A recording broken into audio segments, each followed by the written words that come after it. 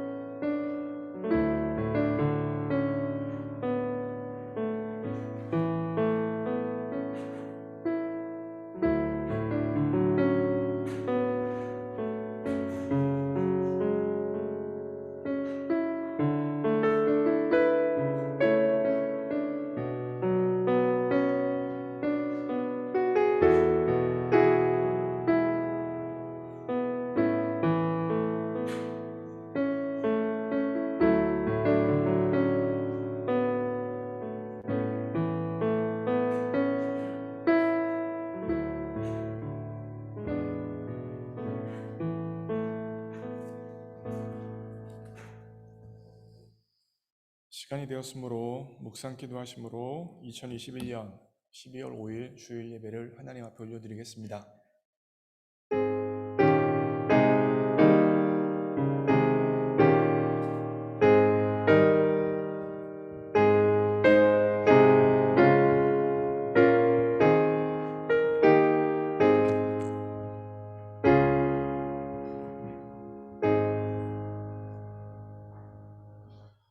새 노래로 여호와께 노래하라. 온 땅이여 여호와께 노래할지어다. 여호와께 노래하여 그의 이름을 송축하며 그의 구원을 날마다 전파할지어다. 사랑하는 하나님 아버지, 이 시간 새 노래로 하나님을 예배하길 원합니다. 이전에 익숙히 불렀던 노래가 아니라 우리 마음을 통하여 새롭게 고백되어지는 노래, 새롭게 고백되어지는 찬양을 통하여 주님께서 받으시기 합당한 모든 예배를 올려드리는 귀한 시간 될 수 있도록 역사하여 주옵소서. 모든 것 주님께 의탁합니다. 예수님의 이름으로 기도합니다. 아멘. 다 함께 일어나셔서 함께 하나님을 찬양합니다.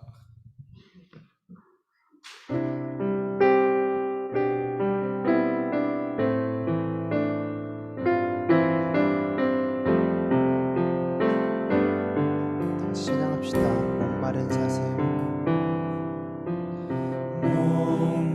목마른 사슴 시내 문을 찾아 헤매이듯이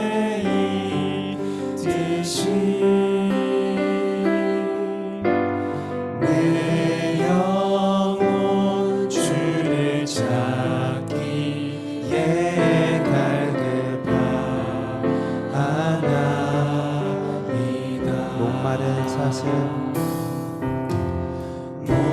목마른 사슴 시내 물을 찾아 헤매이듯이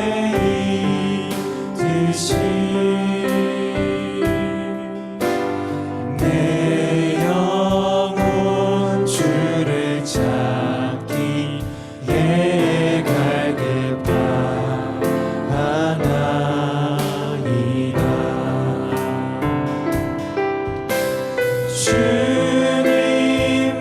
주님만이 나의 힘, 나의 방패, 나의 참 소망,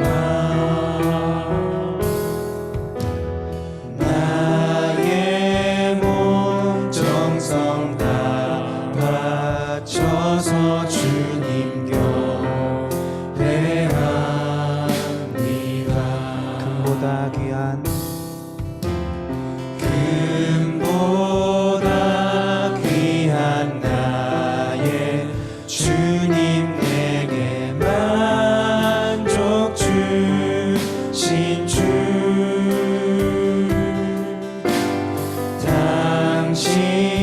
당신만이 나의 기쁨 또한 나의 참 다시 한번 고백합시다. 금보다 귀한 금보다 귀한 나의 주님, 내게 만족 주신 주,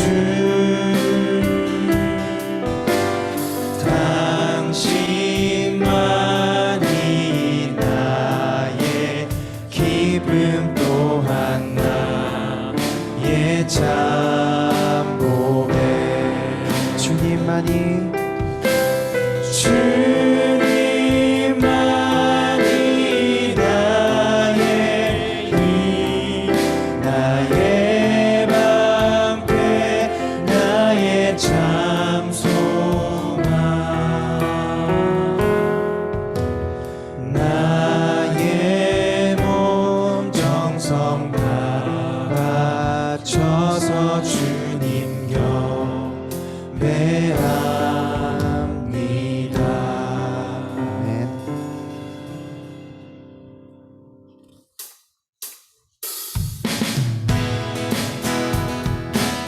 주님이 여러분의 등 뒤에서 함께 하십니다. 아멘. 우리 다 같이 박수 치며 찬양하시겠습니다.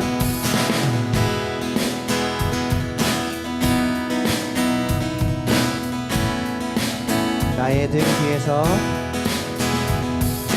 나의 등 뒤에서 나를 도우시는 주, 나의 인생 길에서 지치고 고나여 매일처럼 주저앉고 때 나를 밀어주시네. 일어나 걸어라 내가 새 힘을 주리니. 일어나 더 걸어라 내 너를 도우리. 나의 등 뒤에서 나를 도우시는 주. 험한 길을 갈 때 보이지 않아도 지치고 고나여 넘어질 때면 다가와 손 내미시네. 일어나 걸어라 내가 새 힘을 주리니. 일어나 너 걸어라 내 너를 도우리. 나의 등 뒤에서 나를 도우시는 주. 때때로 뒤돌아보면 여전히 계신 주. 잔잔한 미소로 바라보시며 나를 재촉하시네. 일어나 걸어라 내가 새 힘을 주리니. 일어나 너 걸어라 내 너를 도우리. 일어나 걸어라 걸어라 내가 새 힘을 주리니. 일어나 너 걸어라 내 너를 도우리. 우리 1절로 고백합시다. 나의 등 위에서 나를 도우시는 나의 인생 길에서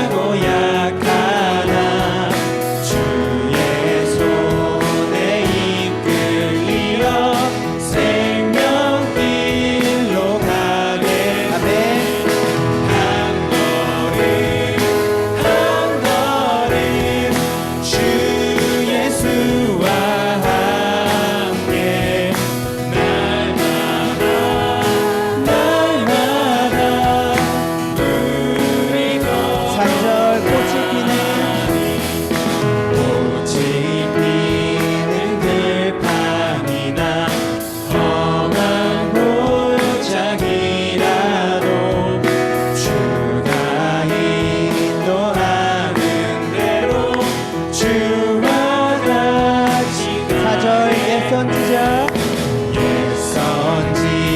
선지자의 높같이 우리들도 천국에 들려 올라갈 때까지 주와 같이 걷게 한 걸음 한 걸음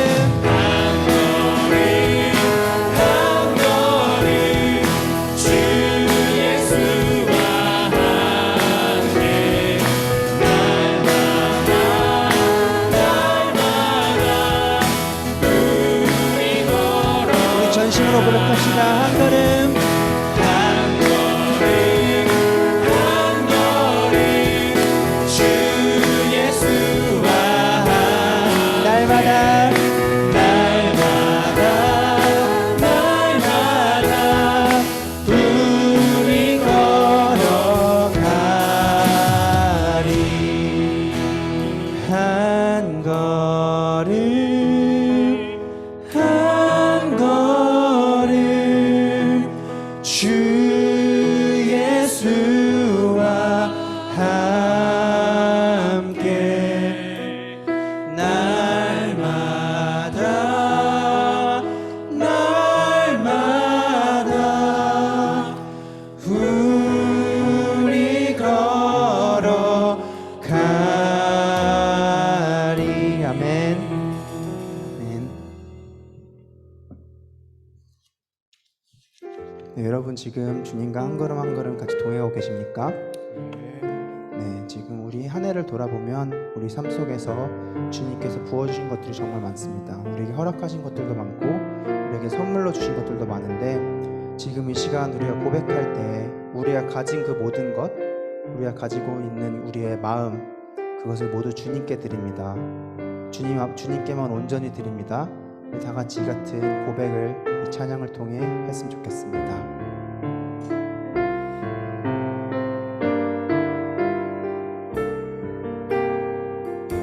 나의 모습, 나의 소유, 나의 모습 나의 소유 주님 앞에 모두 드립니다 모든 아픔 모든 기쁨 내 모든 눈물 받아주소서 나의 모습, 나의 모습 나의 소유 주님 앞에 모두 드립니다 모든 아픔 모든 기쁨 내 모든 눈물 받아주소서 나의 생명을 드리니 주 영광 위하여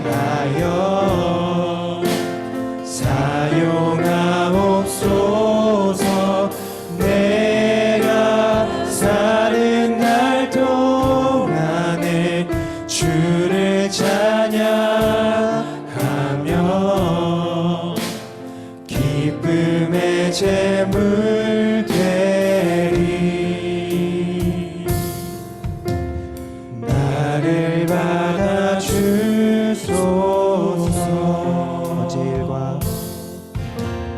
어제 일과 내일도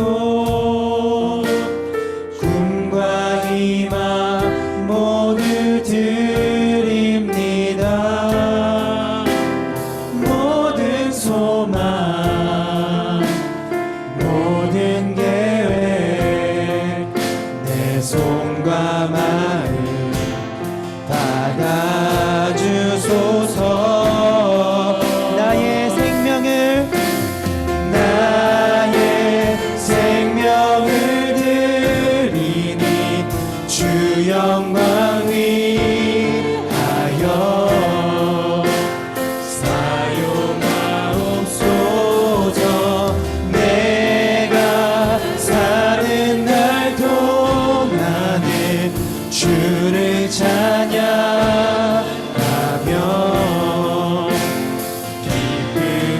나의 생명을 나의 생명을 드리니 주 영광 위하여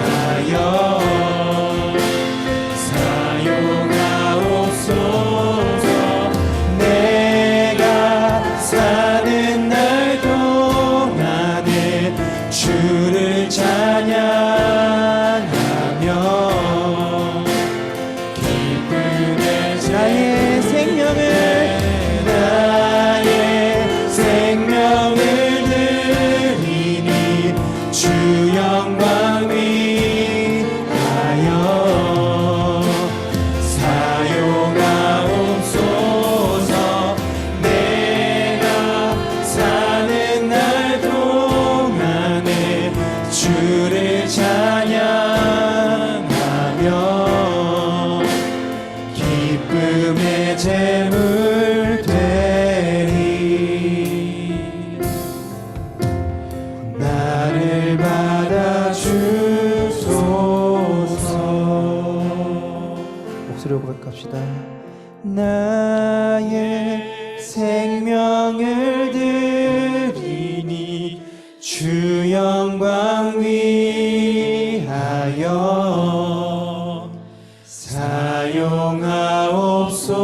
사용하옵소서. 내가 사는 날 동안에 주를 찬양하며 기쁨의 제물 되리. 나를 받아주소서. 이 시간 함께 기도하기 원합니다. 하나님, 나의 모든 모습, 나의 모든 소유 주님 앞에 이 시간 산 제물로 올려놓습니다. 내 모든 아픔과 모든 기쁨과 모든 눈물을 받아주시고 내 전 존재를 받아주셔서 이 시간 하나님 앞에 신령과 진정으로 예배드리는 시간 될 수 있도록 역사하여 주옵소서. 하나님, 연약한 것도 있습니다. 죄도 있습니다. 부족한 것도 있습니다. 하지만 있는 모습 그대로 예수 그리스도의 보혈을 의지하여서 십자가를 의지하여서 나아가오니 주님 영광 받아 주옵소서. 함께 합심하여 기도합니다. 기도하시겠습니다. 사랑하는 하나님, 나의 모든 모습, 나의 모든 소유, 나의 모든 꿈, 모든 희망, 모든 소망, 모든 계획 이 시간 하나님 앞에 다 내려놓습니다. 다 바칩니다. 내 모든 존재를 다 드리오니 주님의 영광 위하여 사용하여 주옵소서. 이 시간 내가 가진 모든 것들을 드려 주님을 예배하기 원하고 내 전 존재를 드려 주님 앞에 드려주기 원하오니 주여 나의 예배를 받아 주옵소서. 언제나 주님 앞에 예배드리러 나아갈 때 죄된 것, 연약한 것, 부족한 것 있다면 예수 그리스도의 보혈로 십자가의 능력으로 덮어주셔서 주님이 원하시는 신령과 진정으로 예배드리는 내가 될 수 있도록 역사하여 주옵소서. 진실로 하나님께서 받으시기에 합당한 최선의 예배, 최선의 예배가 우리를 통하여 올려드리는 귀한 시간 될 수 있도록 주장하여 주옵소서. 하나님 홀로 영광 받아주시는 귀한 예배 될 수 있도록 도와주옵소서. 모든 주님 앞에 부탁합니다. 함께하여 주옵소서.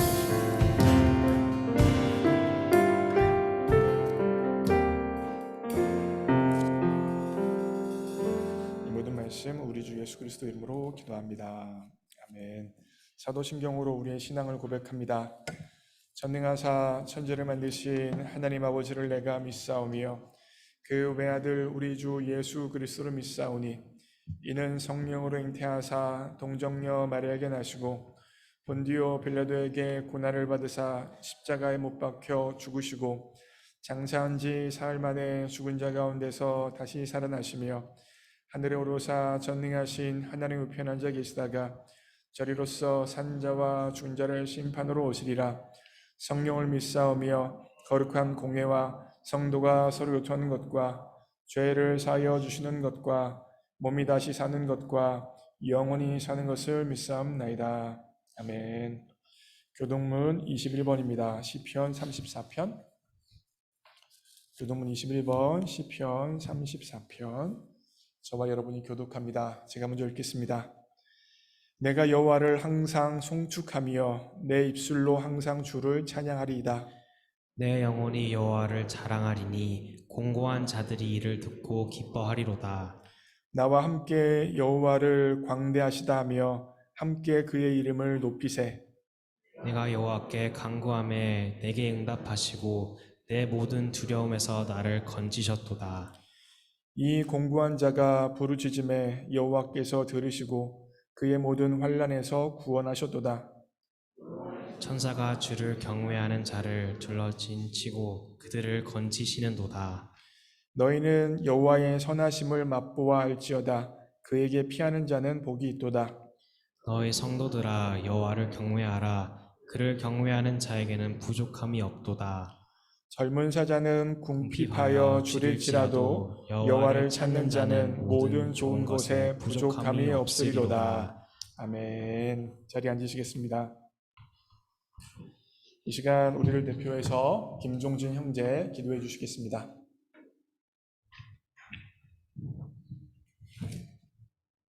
기도하시겠습니다. 시간과 생명의 창조주이시며 천지를 지으신 하나님 아버지, 오늘도 저희가 이 자리에 모여 주님께 기도와 찬양과 예배를 올릴 수 있는 거룩한 주일을 허락해 주시며 감사드립니다. 저희는 입으로 죄악을 말하고 두 손엔 세상적인 욕심으로 가득한 죄인입니다. 죄인인 우리를 예수님의 피로 말미암아 죄에서 구원하시고 영원한 생명의 은혜를 허락해 주시며 감사드립니다.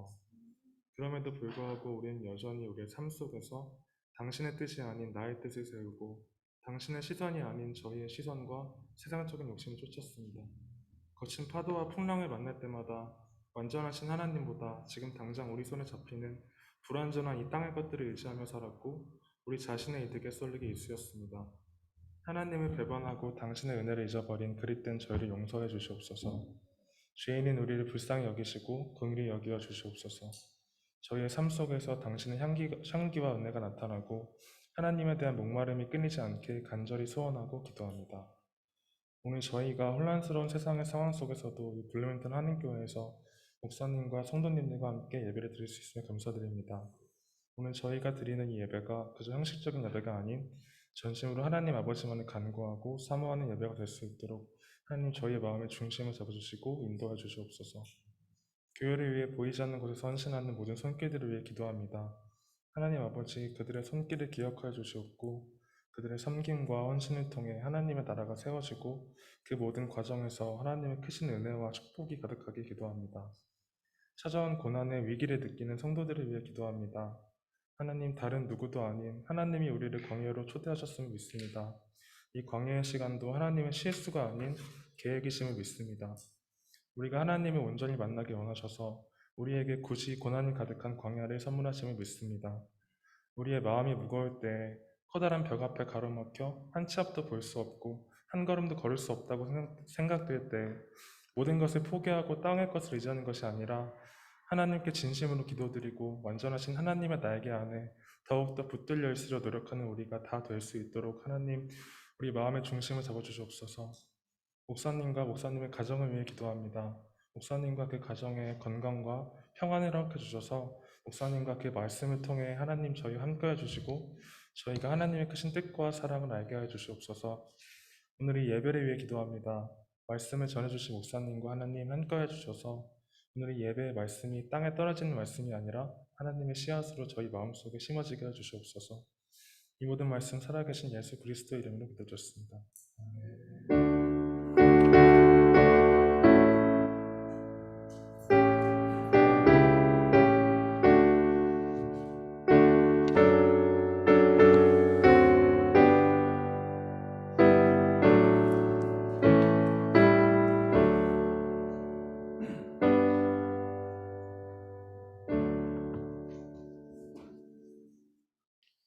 오늘 주실 하나님 말씀은 마태복음 1장 18절부터 25절까지 말씀, 마태복음 1장 18절부터 25절까지 말씀,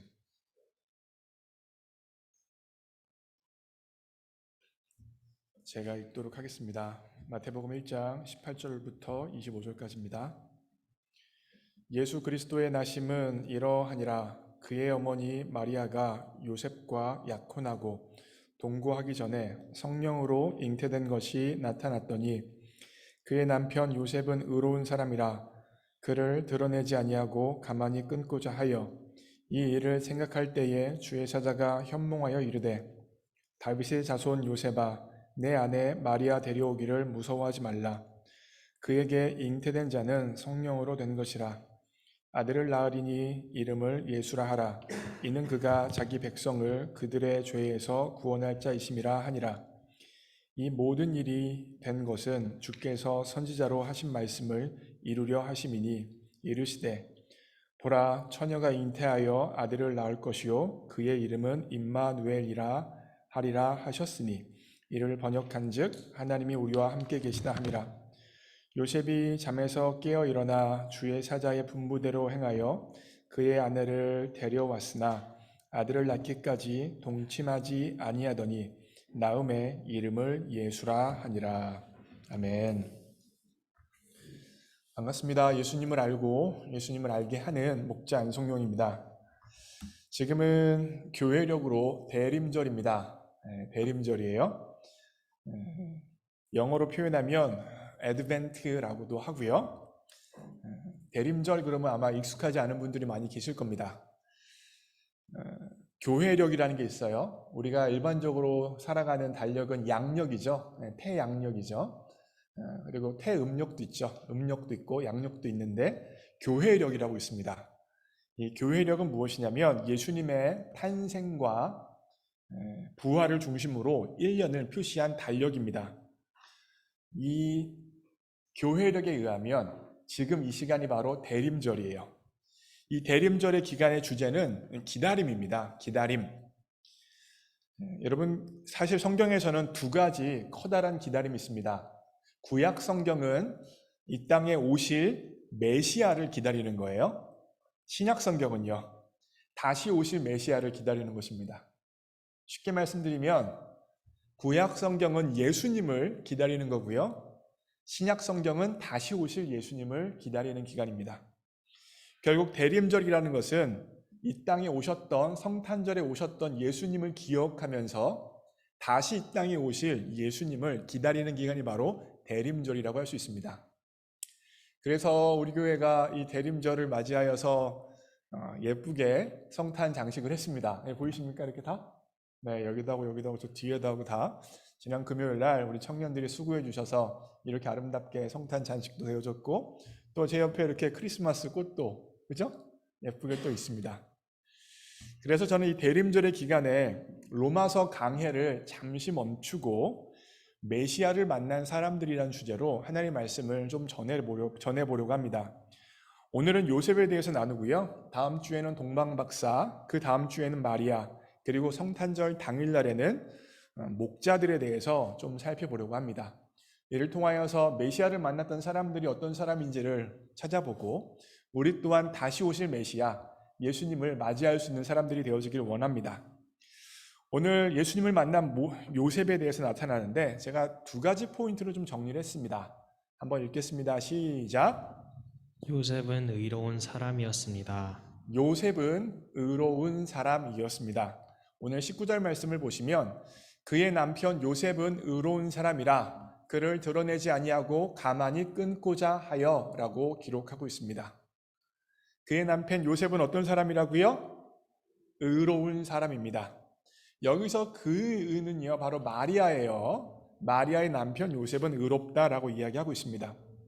보통 유대 배경에서 의롭다 함은 법을 지킨다는 말인데 무슨 말이냐면 율법을 잘 알고 율법을 잘 지켜서 율법대로 살아내는 사람들이 바로 의롭다, 의로운 사람이다 라고 이야기했습니다.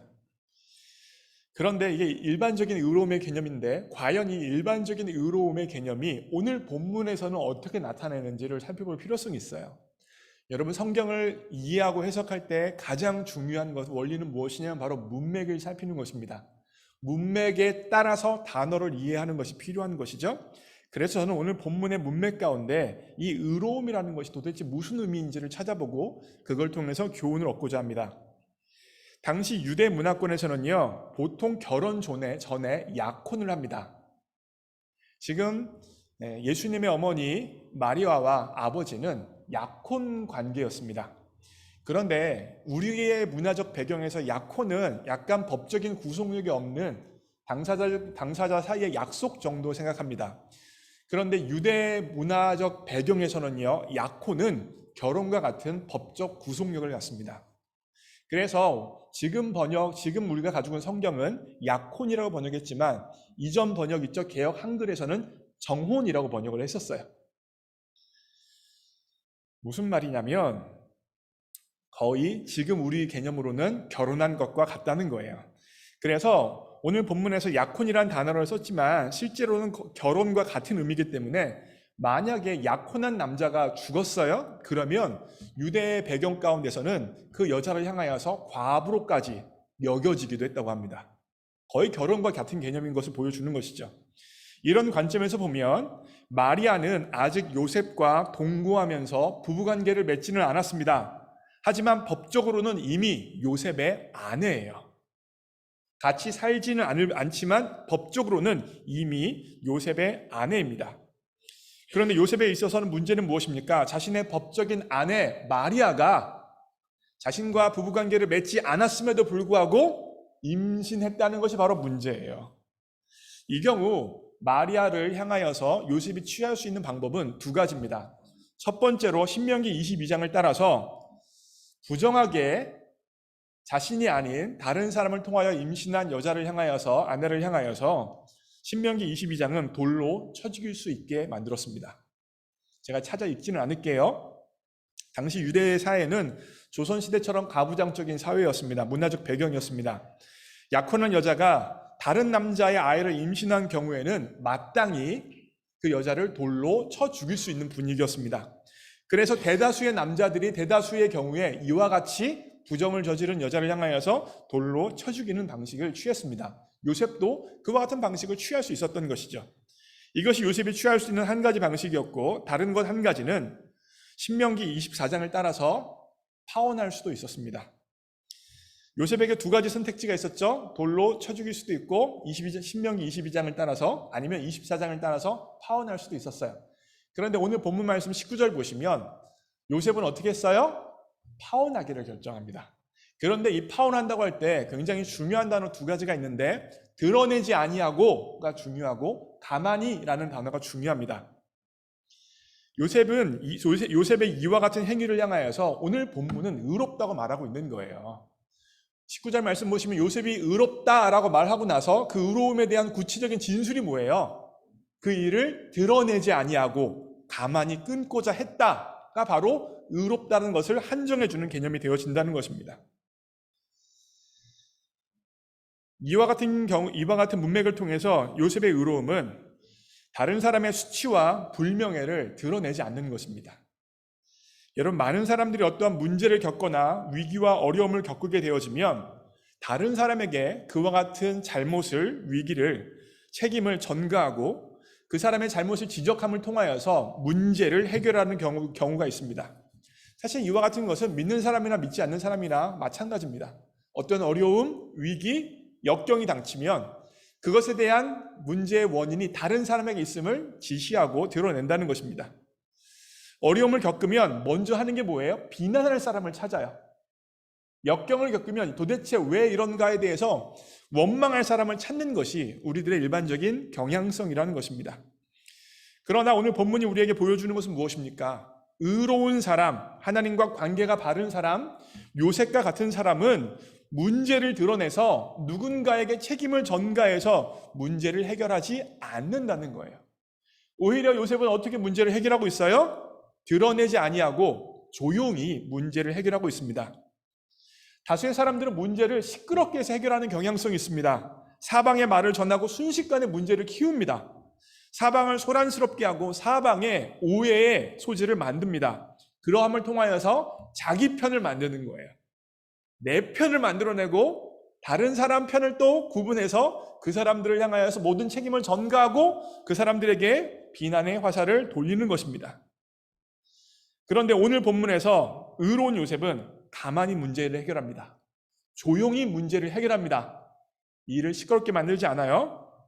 조용히 가만히 문제를 해결하는 요셉의 의로움을 저는 이런 방식으로 한번 정리해 봤어요. 이 문장을 읽을게요. 시작. 요셉의 의로움은 다른 사람의 치명적 연함 덮어주는 의로움입니다. 요셉의 의로움은 다른 사람의 치명적인 연약함까지도 덮어주는 의로움이었습니다. 이 요셉의 의로움을 오늘 시대의 의로움으로 조금 각색하면 남편이 있는데 아내가 바람 피운 것을 알았어요. 제가 어저께 이 설교를 마무리하면서 배우자가 바람 폈을 때 스트레스가 얼마나 큰가 한번 여기저기 한번 찾아봤는데 엄청 크대요. 엄청 크답니다. 엄청 크답니다. 근데 바람 피웠을 뿐만 아니라 그 여성이 다른 남자 아이까지 임신했습니다. 그런데 이 남편이 어떤 선택을 할 수 있을까요? 오늘 본문에 의하면 자신의 아내의 연약함을 덮어주는 선택을 했습니다. 이 선택이 얼마나 어려웠겠습니까? 아내가 다른 남자의 아이를 임신했다는 사실을 알았을 때 얼마나 큰 분노와 절망감이 찾아왔겠습니까? 그 부정에 대해서 얼마나 지적하고 비난하고 비판하고 싶었겠습니까? 그런데 요셉이라는 사람은 그 순간조차도 아무 말 하지 않고 아내의 부정을 덮었다는 것입니다. 그리고 오늘 본문에서 그와 같은 요셉의 행위를 향하여서 의로움이다 라고 표현했습니다. 저는 이와 같은 요셉의 의로움을 묵상하면서 예수님이 생각이 났습니다. 성탄절의 주인공 예수님이 비춰졌습니다. 죄인인 인간은 하나님의 거룩한 법에 의하여서 마땅히 심판을 받아야 했습니다. 인간이 마음으로 생각으로 행동으로 지은 모든 죄에 대해서 하나님께서는 밝히 드러내시고 그 밝히 드러내신 것 가운데 마땅히 심판을 하셔야 했습니다. 그런데 하나님께서는 예수 그리스도를 보내시고 예수 그리스도의 보혈로 우리의 죄를 덮어주셨습니다. 그 죄를 드러내고 심판하시는 것이 아니라 십자가로 덮어주셨습니다. 이 덮으시는 은혜는 받는 입장에서는 공짜이지만 덮어주시는 예수님의 입장에서는 막대한 고통이었습니다. 그 아픈 고통의 대가를 지불하고 치명적인 연약함을, 죄를 덮어줬던 것입니다. 여러분, 우리는 대림절을 지내고 있습니다. 성탄의 계절을 지내고 있어요. 요 근래 가족을 포함한 다른 사람들의 치명적인 연약함을 발견하셨습니까? 부모님, 형제, 자매, 친한 친구, 교회 지체, 학교 친구들 가운데 치명적인 연약함을 혹시 발견했습니까? 그렇다면 오늘 우리가 이 요셉의 의로움을 본받기 원합니다. 아니, 예수님께서 우리의 죄를 덮어주셨음을 기억하고 그 예수님을 따라가길 원합니다. 그 사람의 연약함을 덮어주며 예수님께서 나의 연약함과 죄를 덮어주셨음을 기억하고 예수님의 그 은혜가 얼마나 크고 놀라운지 다시 한번 마음에 새길 수 있는 여러분과 제가 되어지기를 축복합니다. 두 번째 포인트입니다. 읽겠습니다. 시작. 요셉은 진리의 말씀과 성령의 역사를 믿었던 사람입니다. 요셉은 어떤 사람이에요? 진리의 말씀과 성령의 역사를 믿었어요. 세 절을 읽을 텐데 한번 여러분 여기서 제가 진리의 말씀과 성령의 역사를 찾아낸 것에 집중해서 보세요. 읽겠습니다. 시작. 이 일을 생각할 때 주의 사자가 현몽하여 이르되 다윗의 자손 요셉아 내 아내 마리아 데려오기를 무서워하지 말라. 그에게 잉태된 자는 성령으로 된 것이라. 이 모든 일이 된 것은 주께서 선지자로 하신 말씀을 이루려 하심이니 이르시되 보라 처녀가 잉태하여 아들을 낳을 것이요 그의 이름은 임마누엘이라 하리라 하셨으니 이를 번역한즉 하나님이 우리와 함께 계시다 함이라. 아멘. 그렇게 약혼한 것을 끊으려 했던 요셉에게 천사가 나타납니다. 그리고 마리아가 다른 사람과의 부정한 관계를 통해서 임신하는 것이 아니라 그 어떤 성관계 없이 성령 하나님에 의해서 임신했다는 사실을 요셉에게 알려줍니다. 이는 요셉이 가지고 있는 상식에서는 전혀 이해가 가지 않는 부분입니다. 이전까지도 이런 일이 없었고 지금도 없고 앞으로 영원토록 없을 일입니다. 이 사건은. 그런데 천사가 그 일이 성령님을 통하여서 이루어졌다라고 요셉에게 이야기하는 겁니다. 여러분이 요셉의 입장이라면 어떻게 받아들이실 수 있겠습니까? 굉장히 어렵죠. 모르겠어요. 여러분들 어떻게 받아들이실 수 있을지. 많은 사람들이 아마 개꿈이다라고 생각하실 수도 있어요. 근데 요셉은 이걸 받아들입니다. 받아들였던 이유는 무엇이냐면 천사의 설명이에요. 천사가 뭐라고 설명하냐면 이와 같은 일은 성경에, 구약 성경에 이미 예언되어져 있었던 것이다. 보라, 처녀가 잉태하여 아들을 낳을 것이요 그 이름을 임마누엘이라 하리라 하셨으니, 번역한즉 하나님이 우리와 함께 계시다. 이사야 7장 13절 말씀을 인용하면서 천사가 마리아가 지금 임신한 것은 성령 하나님에 의한 새로워진 사건임을 분명히 정확하게 말해 주었습니다. 그러자 요셉은 말씀의 진리를 믿었고 그 말씀의 진리대로 성령 하나님께서 행하실 수 있음을 받아들였던 사람이 바로 요셉이었습니다. 여러분, 우리가 인생을 살아가다 보면 납득이 되어지지 않고 이해가 되어지지 않는 환경과 역경들이 분명히 있습니다. 그리고 그것으로 인하여서 절망하고 우리의 삶의 자리에 아픔이 드리워지는 경우가 분명히 있습니다. 그때 여러분 살 수 있는 단 한 가지 길이 있는데 무엇이냐면 진리의 말씀을 붙잡는 것입니다.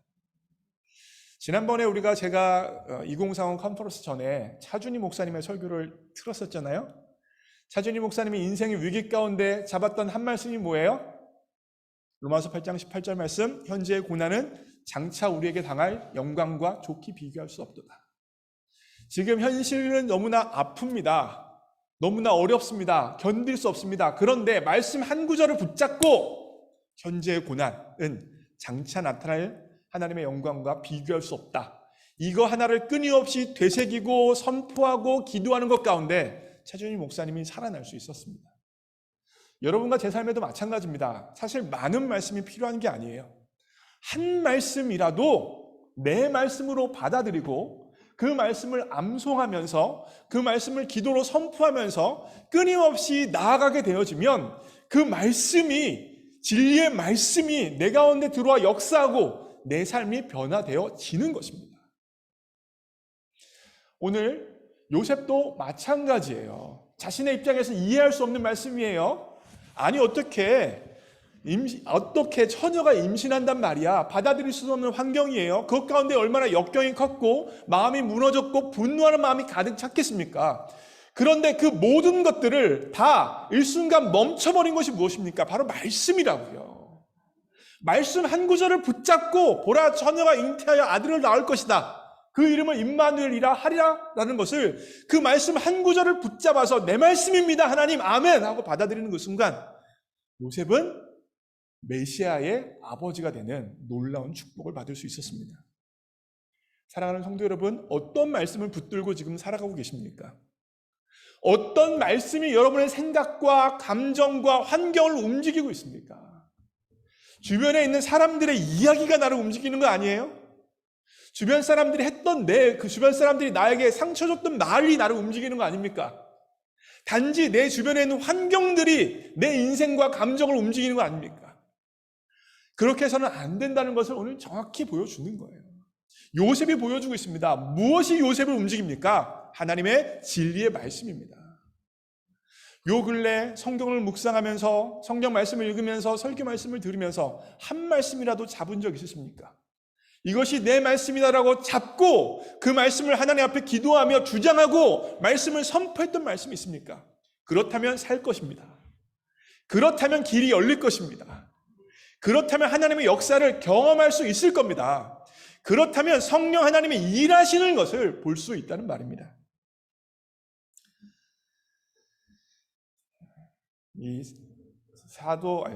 요셉이 잡았던 말씀이 굉장히 중요한 이유가 있어요. 특별히 왜 중요하냐면 창세기 3장 15절이랑 연결되기 때문에 중요합니다. 한번 읽겠습니다. 시작. 내가 너로 여자와 원수가 되게 하고 내 후손도 여자의 후손과 원수가 되게 하리니 여자의 후손은 내 머리를 상하게 할 것이요 너는 그의 발꿈치를 상하게 할 것이니라 하시고. 창세기 3장 15절 말씀은요, 이름하여 원복음이라고 신학자들이 이름을 칭합니다. 성경에 나타난 첫 복음이다 해서 원복음이라고 이야기해요. 여기서 내가는 이제 하나님이시죠. 너는 이제 뱀으로 나타난 사단이에요. 그래서 내가 너로 여자와 원수가 되게 하고 내 후손도 여자의 후손과 원수가 되게 하리니 라고 기록하고 있어요. 그러면서 중요한 게 그 다음인데, 여자의 후손은 내 머리를 상하게 할 것이다. 여기서 너는 누구예요? 바로 사단이에요. 결국 마귀의 권세를 여자의 후손이 무찌를 것이다. 정복할 것이다. 마귀는 메시아에 의하여서 온전히 파괴되어질 것이다 라는 선언이에요. 그리고 너는 마귀죠. 그의 발꿈치를 상하게 할 것이다. 메시아는 마귀의 권세를 완전히 무너뜨릴 것인데 마귀도 저항할 것이다. 그러나 메시아에게 아주 미미한 저항이 타격이 될 것이다 라고 예언되어져 있습니다. 이게 바로 원복음이라고 이야기해요. 그런데 여기서 이 사탄을 무찌를 구원자를 향하여서 뭐라고 이야기하고 있냐면 여자의 후손이라고 이야기하고 있어요. 이게 굉장히 중요한 부분입니다, 여러분. 왜 남자의 후손이 아니라 여자의 후손이에요? 왜 그렇습니까? 당시 유대 사회나 당시 고대 사회적인 배경에서 자손은 남자의 후손입니다. 가부장적인 체계적인 문화가 있었기 때문에 남자의 후손이라고 말함이 마땅해요. 그런데 남자의 후손이라고 말하지 않냐고 뭐라고 말하고 있어요? 여자의 후손이다라고 말하고 있어요. 특별히 여자의 후손들이 아니라 여자의 후손이라고 단수로 명명하고 있습니다. 왜 여자의 후손이에요? 남자의 후손이 아니라. 그 이유는 창세기 3장 15절이 지금 메시아를 지시하고 있는데 여자의 후손, 다시 말하면 메시아는 남자를 통하여 나지 아니하고 단지 마리아 여자만을 통하여서 나기 때문에 여자의 후손이라고 말하는 거예요. 다시 말씀드리면 메시아 예수님이 남자의 역할 없이 성령 하나님에 의하여서 동정녀, 처녀 마리아를 통하여 태어나기 때문에 남자의 후손이 아니라 여자의 후손이라고 이야기한다는 것입니다. 메시아 예수님의 이와 같은 동정녀 탄생은 일반적인 아이의 출생과는 너무나 다릅니다. 특별한 방법이에요. 그렇기 때문에 바로 이것이 처녀를 통한 아이의 출생이 특별한 메시아의 출생에 대한 사인, 징조가 되어지는 것입니다. 이 사인을 통하여서 나타나는 것은 무엇입니까? 하나님인 예수님께서 처녀 마리아의 몸에 들어오셔서 아이로 아이로 태어난다는 이야기입니다.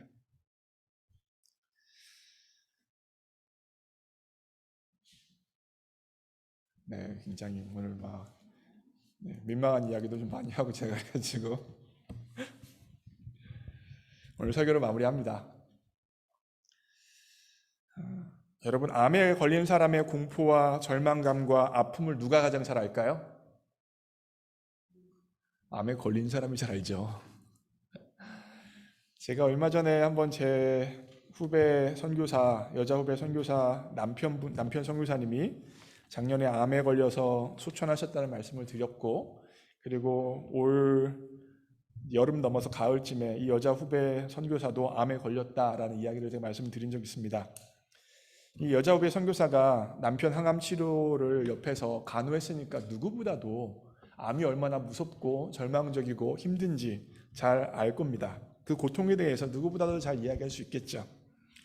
그런데 제가 얼마 전에 통화를 했습니다. 통화하면서 이런저런 이야기 했는데 자기가 암에 걸리고 항암 치료를 해보니까 죽음에 대한 공포와 항암 치료의 고통이 얼마나 아픈지 알겠다라고 이야기했습니다. 그러면서 남편 선교사님이 항암 치료를 받으면서 몸이 타들어가는 것 같다라고 말했었대요. 몸이 타들어가는 것 같다.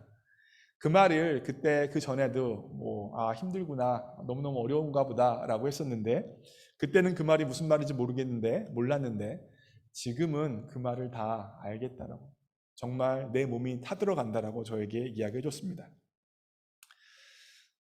사실 저는 몸이 타들어간다는 말이 무슨 말인지 모릅니다. 저는 항암 치료를 해보지 않았기 때문입니다. 저는 그와 같은 고통에 아직 고통을 경험해 보지 못했기 때문입니다. 그런데 우리 예수님께서는 그 항암 치료의 고통까지도 동감하시는 분이십니다. 왜 그래요? 예수님께서는 이 땅에 내려오셔서 인간의 몸을 입으시고 우리가 겪을 수 있는 모든 아픔과 근심과 버거움을 다 당하셨기 때문입니다. 성경에서 이 땅에 나타나는 모든 근심과 아픔과 질병의 원인이 뭐라고 이야기하냐면 죄 때문이라고 이야기합니다. 죄로 인하여 세상이 깨어지고 인간이 깨어지고 그 결과, 죄의 결과 우리의 삶에 고통과 아픔과 근심과 질병도 찾아왔다고 이야기해요. 그런데 성경은 무엇이라고 이야기합니까? 예수님께서 바로 그 모든 죄를 십자가에서 감당하셨다고 이야기하고 있어요. 그래서 예수님께서는 여러분과 제가 겪는 모든 버거움과 아픔과 근심과 질병까지도 동감하실 수 있는 분이십니다. 저는 오늘 설교 본문을 통하여서 요셉의 이야기를 했습니다. 요셉이 다른 사람의 치명적인 연약함까지도 덮어줄 수 있는 사람이었고 말씀을 붙들 수 있는 사람이었고 성령 하나님의 역사를 신뢰할 수 있는 사람이었다라고 선포했습니다. 그러면 우리 또한 요셉처럼 다른 사람의 연약함을 덮어주고 말씀을 붙들고 성령의 역사를 신뢰하며 살아가자라고 선언을 했습니다. 그런데 우리에게 그와 같이 할 수 있는 능력이 결여되어져 있습니다. 우리는 그와 같이 할 수 있는 여력이 부족한 사람들입니다. 이때 필요한 게 무엇입니까? 예수 그리스도의 공감하시는 은혜입니다. 특별히 오늘 제가 결단 찬양으로 가져온 찬양은 바로 공감하시네라는 찬양이에요. 혼자서만 세상을 살아가듯 주가 멀어 보이기만 할 때, 영화 가사도 참 좋아요. 영화 가사도 잘 보세요. 우리는 바라보아야 하네 우리에게 오셨던 그 주님을. 우리가 못하는 그것을 할 수 있도록 만들기 위하여서 예수님께서 오셨어요. 그러면서 그분께서 하시는 일이 뭐예요? 주님이 우리의 아픈 마음을 잘 아십니다. 우리의 연약함 가운데 버거워하고 있는 우리의 마음을 아시고요. 어디에서? 우리와 함께 하시면서 가까이서 우리의 아픔을 공감하십니다. 우리 가운데 찾아오셨던 그 주님, 성탄의 메시지죠. 우리 가운데 찾아오셨던 그 주님이 모든 상황에 공감하십니다. 우리 예수님의 별명이 뭐예요? 바로 임마누엘, 우리와 함께 하시는 하나님이십니다. 요셉의 의로움을 본받을 수 있도록, 하나님의 말씀을 붙들 수 있도록, 성령의 역사를 믿으며 살아갈 수 있도록 우리 가운데 임마누엘 하시는 하나님을 찬양하며 기도하겠습니다.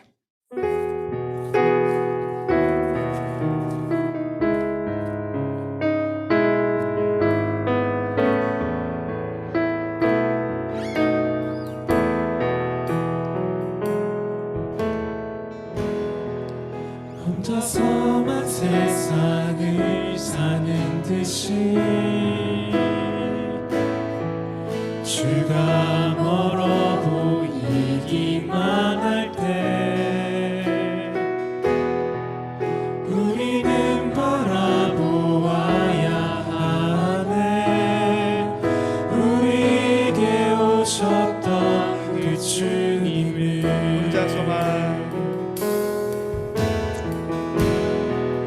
혼자서만 세상을 사는 듯이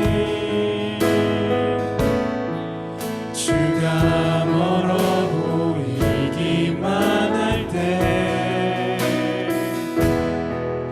우리는 바라보아야 하네 우리에게 오셨던 그 주님을.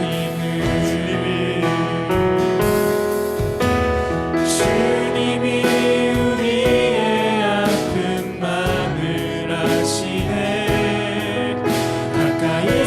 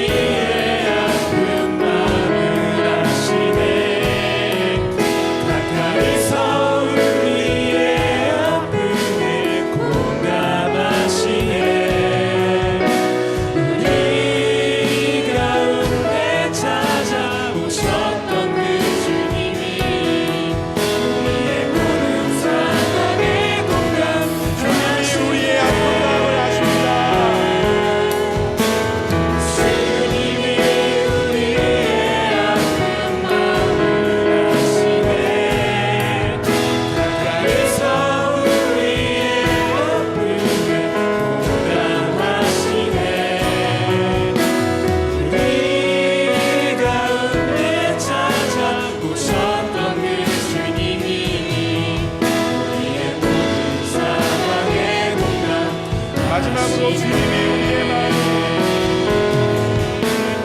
주님이 우리의 아픈 마음을 아시네.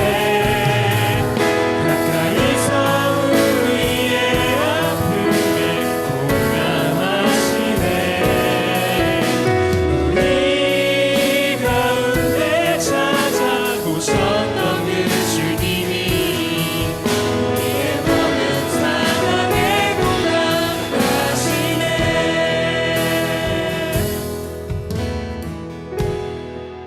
혼자서만 세상을 사는 듯이 주가 멀어 보이기만 할 때 우리는 바라보아야 하네. 우리에게 오셨던 그 주님을. 이 시간 함께 기도하기 원합니다. 보라 처녀가 잉태하여 아들을 낳을 것이요 그의 이름을 임마누엘이라 하리라 하셨으니 이를 번역한즉 하나님이 우리와 함께 계시다 함이라. 사랑하는 성도 여러분, 우리는 다른 사람의 치명적인 연약함을 덮을 수 있는 존재가 아닙니다. 우리는 주변 사람들의 말에 휘둘리고 환경에 휘둘리는 사람이지 하나님의 말씀을 붙들고 살아가는 믿음이 연약한 하나님의 말씀을 붙들고 살아가기에는 연약한 사람들입니다. 그런데 그런 우리의 연약함을 아시고 예수님께서 우리에게 찾아오셨습니다. 임마누엘의 주인이신 예수님께서 우리와 함께 하십니다. 그리고 우리를 공감하시고 우리가 못했던 그것을 할 수 있는 사람으로 우리를 변화시켜 주십니다. 우리에게 소망이 있는 것이 아니라 우리와 함께 하시는 임마누엘의 주인이신 예수님이 바로 우리의 소망입니다. 오늘 이 시간 우리와 함께 하셔서 우리에게 힘을 주셔서 옆에 사람의 연약함을 덮을 수 있도록 만들어 주신 하나님, 하나님의 말씀을 붙들고 성령의 역사를 믿을 수 있도록 하시는 하나님을 볼 수 있기를 원합니다. 그 결과 우리의 삶이 하나님이 원하시는 방향을 향하여 변화되어지는 것을 경험하기 원합니다. 이 시간 함께 기도하기를 원합니다. 하나님이 나와 함께 하시고 나와 공감하시며 나에게 능력 주심을 볼 수 있도록 역사하여 주옵소서. 함께 합심하여 기도합니다. 기도하시겠습니다. 사랑하는 하나님이 우리와 함께 하십니다.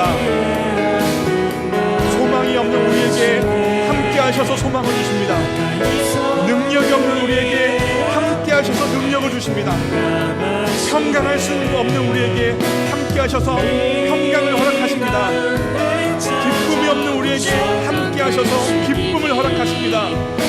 하나님, 우리와 함께 하셔서 우리와 공감하시며 우리를 변화시키시는 이 하나님을 볼 수 있도록 역사하여 주옵소서. 이 성탄의 계전에 우리를 찾아오셨던 이 하나님, 우리 가운데 들어오셨던 이 하나님, 임마누엘의 하나님 예수 그리스도를 집중할 수 있도록 도와주옵소서. 하나님, 다른 것을 바라보는 것이 아니라 우리를 찾아오셨고 우리에게 다가오셨고 우리와 함께 하시는 하나님을 볼 수 있도록 역사하여 주옵소서. 우리는 다른 사람들의 연약함을 덮을 수 없는 사람입니다.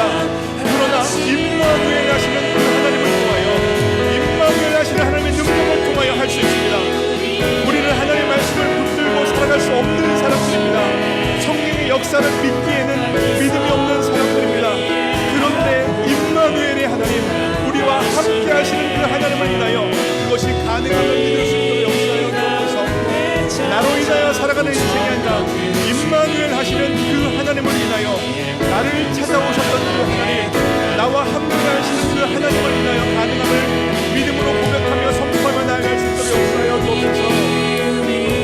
소망의 주인이신 하나님을 통하여 소망을 갖게 하여 주시고 능력의 주인이신 하나님을 통하여 능력을 갖게 하여 주옵소서. 주님, 이 하나님을 볼 수 있는 하나님을 위하여 나의 인생을 낼 수 있도록 도와주옵소서. 역사하여 주옵소서. 주님이 우리의 모든 아픔을 아시고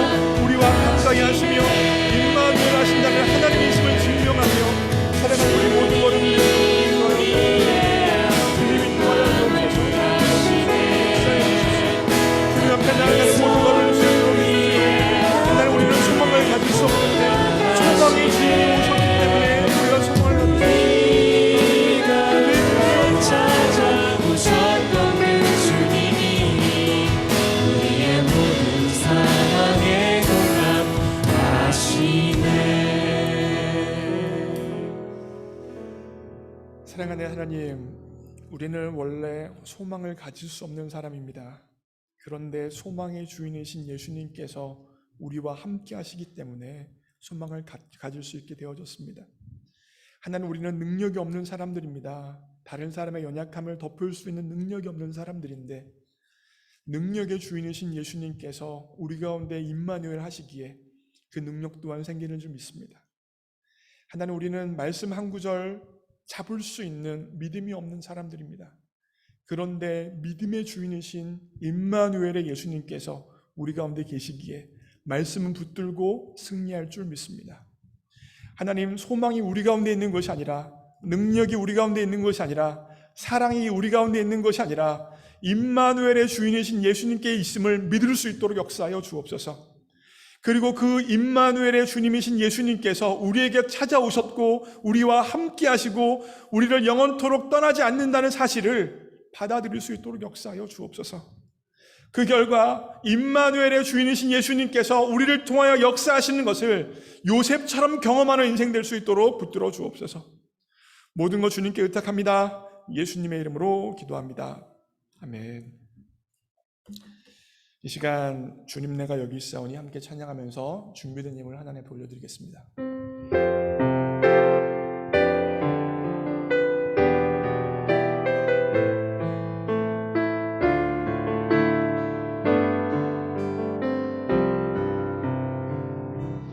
주님 내가 여기 있사오니 나를 보내소서. 나의 맘 나의 몸 주께 드리오니 주 받으옵소서.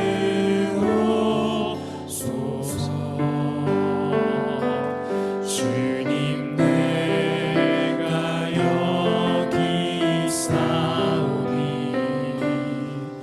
나를 써주소서.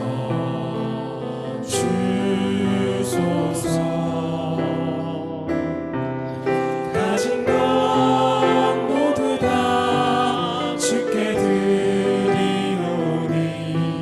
주 받으옵소서.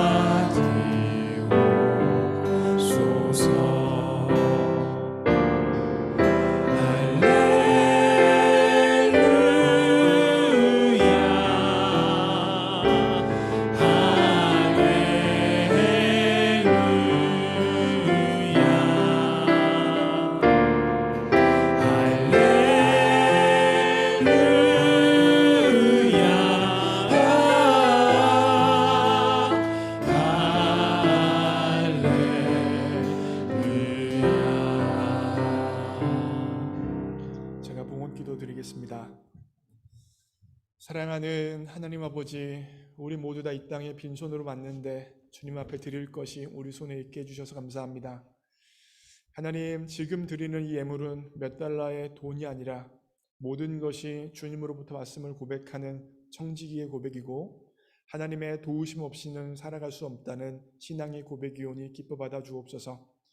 이 예물 드린 손길에게 복 주시되 무엇보다 하나님이 나와 함께 하심을 매 순간 깨달을 수 있는 복을 허락하여 주옵소서. 능력의 하나님을 통하여서 우리와 공감하시는 하나님을 통하여서 주변 사람들의 연약함을 덮을 수 있는 복을 허락하여 주옵소서. 말씀 한 구절을 붙들고 믿음으로 승리할 수 있는 복을 허락하여 주옵소서. 또한 이 예물 바친 손길에게 물질의 복도 허락해 주셔서 일평생 꾸는 인생 되어지지 않게 하여 주시고 주님이 주신 물질을 가지고 하나님과 세상을 마음껏 섬길 수 있도록 물질의 복을 허락하여 주옵소서. 하나님, 우리 교회에 사람들이 볼 수 없는 곳에서 자신의 시간과 재정과 에너지와 재능을 들여 섬기는 손길들이 참으로 많습니다. 사람들은 보지 못하지만 하나님은 보고 계시오니 그분들에게 하나님께서만 허락하실 수 있는 기쁨과 평강을 허락하여 주옵소서. 모든 것 주님께 의탁합니다. 예수님의 이름으로 기도합니다. 아멘. 오늘 주일에 하나님 앞에 나와서 예배드리시는 현장과 온라인으로 예배드리시는 모든 분들을 예수님의 이름으로 환영하고 축복합니다. 특별히 오늘은 우리 김수룬 씨가 예배 나오셨습니다. 잠깐 자리에 일어나 주시면 박수로 환영하겠습니다. 네. 네, 지난 금요일에 청년 예배 나왔던 청년이네요. 그죠? 네, 맞아요. 네, 기억해요.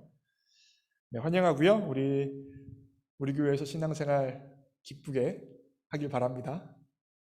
네, 끄덕였어요. 자, 임원회의가 오늘 예배 마치고 바로 있습니다. 다음 주가 우리 총회라서 마무리해야 될 것들이 있기 때문에 임원회의가 있으니까 임원분들 기억해 주시고, 다음 주일은 2021년 교회 총회로 모입니다. 예배 마치고 나서 길지 않은 시간에 진행되어지니까 다음 주 총회에 잘 참석해 주시고 예배 끝나시고 잠깐만 앉아 계시면 돼요. 다음 주 총회 있다는 사실을 기억해 주시고요. 이번 학기 마지막 청년 리더 모임이 이번 주 목요일 날 있고, 종강 예배가 이번 주 금요일 날 있습니다. 우리 벌써 종강 예배를 드립니다, 여러분. 그래서 우리 청년 여러분들은 공식적으로는 마지막 송모임이에요. 그러니까 마지막 송모임, 이번 학기 마지막 송모임이에요. 그러니까 잘 기억하셔서 함께 귀한 시간 됐으면 좋겠고요. 성경 통독 이제 거의 마무리되어지고 있습니다. 제가 성경 통독 시상할 선물도 미리 사놨어요. 오늘까지 에스겔 36장까지 여러분 읽으시면 되고요. 지난주 통계입니다. 116명이 주일날 예배 드렸고요. 헌금은 1728.50센트. 금요 예배에는 49명, 새벽 기도에는 54명이 참여했습니다. 우리 교회 성도님을 위해서 계속 기도해 주세요. 김혜신 집사님 GBS로 인하여 여전히 아프십니다. 계속 기도해 주시고, 우리 김양자 권사님 위해서도 계속 기도해 주시기 바랍니다. 장은봉 우리 최의종 청년의 결혼 예비학교가 오늘 저녁에 있고 화요일 수요일 날 저녁에 또 있습니다. 저랑 아내랑 같이 결혼 예비학교 하는 거고요. 저는 이제 성경적 의미에서 결혼이 무엇인지, 성경적인 가정상이 무엇인지에 대해서 제가 이야기하고, 제 아내는 이제 그 카운슬링을 전공한 사람으로 메리지 카운슬링도 또 공부를 했더라고요. 그래서 카운슬링적 입장에서 부부들이 겪게 되어지는 이런 싸움의 요소들이 이미 통계적으로 정리가 되어져 있대요. 그런 부분에 대해서 미리 이야기해주고, 어떤 부분에서 싸운다, 그래서 미리 이 부분에 대해서 의견을 나누고 정립을 해라, 이런 것들을 하는 과정입니다. 제가 뭐 결혼한 사람들 싸우라고 하는 말은 아닌데 그래서 이런 과정이 필요합니다. 그래서 오늘부터 해서 화요일 수요일 날 우리 최의종 장은봉 청년과 함께 결혼 예비학교를 하게 되어지는데, 결혼 예비학교 잘 할 수 있도록 기도해 주시고, 특별히 1월 첫 주에 또 결혼식이 있습니다. 한국에서 결혼식 준비도 잘 되어질 수 있도록 기도해 주시기를 부탁의 말씀 드리겠습니다. 재단 헌화는 오늘 박선미 성도님이 해주셨고, 다음 주일 대표 기도는 김진아 자매님이 대표 기도해 주시겠습니다. 그러면 다 함께 일어나셔서 패송 찬양하고 축도함으로 예배를 마칩니다.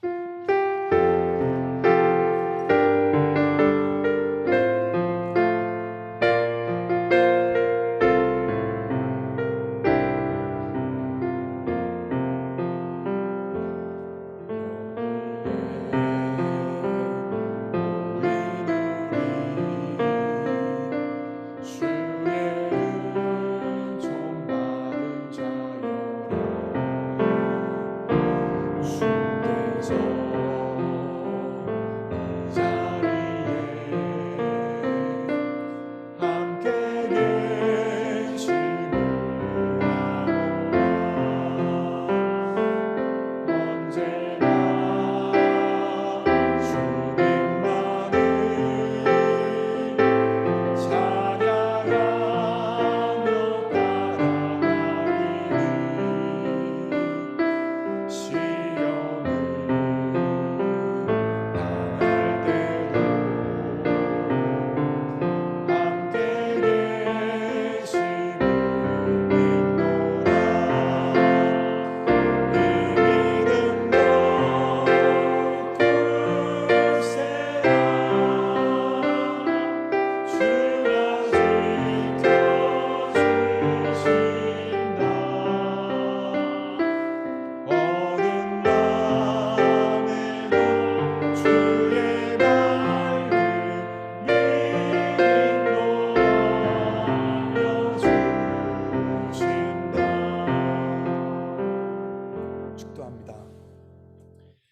이제는 우리 주 예수 그리스도의 십자가의 은혜와 하나님 아버지의 무조건적인 사랑과 성령 하나님의 임재 역사하심이 임마누엘 하시며 우리를 공감하시는 예수님을 통하여 다른 사람들의 연약함을 덮고 말씀을 붙들고 살기로 결정한 모든 주의 백성들 머리 위에 이제로부터 영원까지 함께 하옵시기를 예수님의 이름으로 축원하옵나이다.